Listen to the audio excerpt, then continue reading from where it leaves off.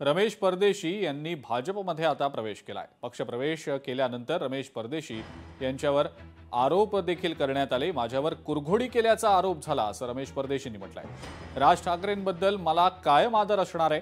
राज ठाकरे म्हणाले होते की एकाच ठिकाणी राहा आणि म्हणूनच भाजपत जाण्याचा मी निर्णय घेतलाय असं रमेश परदेशींनी म्हटलंय। आमचे प्रतिनिधी अमोल धर्माधिकारी यांनी त्यांच्याशी संवाद साधलाय, आपण पाहूया। स्वतः रमेश परदेशी आपल्या सोबत आहेत।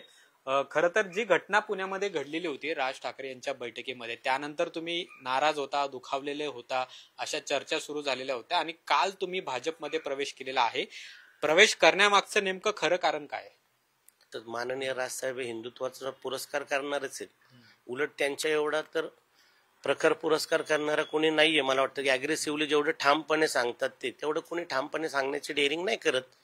परंतु भाऊ, आत्ताचा विषय हा आहे एवढ्या मर्यादित स्वरूपाचा की त्याच्यावरती जास्त हे नाही की महाराष्ट्र नवनिर्माण सेना सोडताना किंवा काय करताना हे काय मी आनंदाने घेतलेला निर्णय नाही। तो खूप विचार करून मला खरं तर केलेला विषय, पण मला ते खूप मनातून त्याचं एक वाईट पण वाटतंय। नाही नाही नाही असं काहीच नाहीये। मला माननीय राजसाहेबांकडून आणि आमेजी खोपकरांकडून कंप्लीट न्याय मिळालाय। त्यांच्या एवढा फ्री हँड मला कधीच कोणी दिला। मुद्दा हा आहे आता की हे सगळं आत्ताच जाणीवपूर्वक त्यांच्या समोर का आणि कोणी ठेवलं। मला म्हणजे मी तर काही म्हणजे कुठलाही इगो न पाळणारा माणूस, कुरघोडी करायचं जे कोणी काम केलं असेल ना, मला आता हे दिसतं की हे कुणी केलं। मला हा फार मोठा प्रश्न आहे आणि की बाबा हे कुणी केलं, का केलं?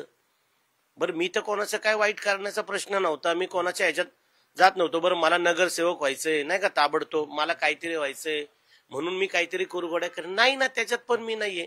मी कलाक्षेत्राशी संबंधित काम करतो, सोशली काम करतो। माझी म्हणजे काय म्हणतात, माझी ही मर्यादित आहे ठरलेलं।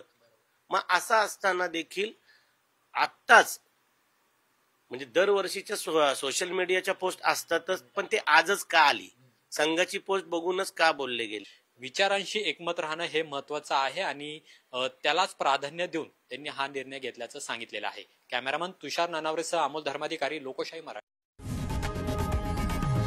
लोकशाही मराठी ऐका, पहा, जागरूक रहा।